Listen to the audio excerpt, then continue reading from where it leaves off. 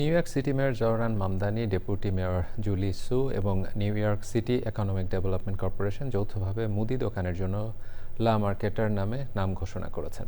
পূর্ব হার্লেমের ৯,০০০ বর্গফুটে দোকানটি নতুন করে নির্মাণ করা হবে এবং ২০২৯ সালের মধ্যে চালু হবে। শহরের মালিকানাধীন প্রথম মুদি দোকানটি ২০২৭ সালের শেষ দিকে চালু হবে বলে আশা করা হচ্ছে।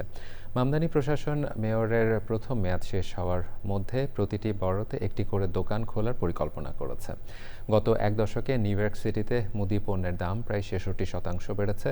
শহরের মালিকানাধীন মুদি উদ্যোগটির উদ্দেশ্য হল সরকারি মালিকানার মাধ্যমে নিত্য প্রয়োজনীয় পণ্যের ব্যয় কমানো।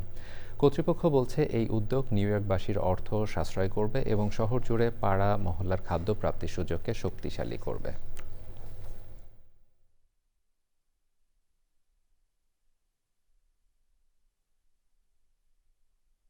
Since the pandemic, grocery prices have gone up, and they haven't come back down.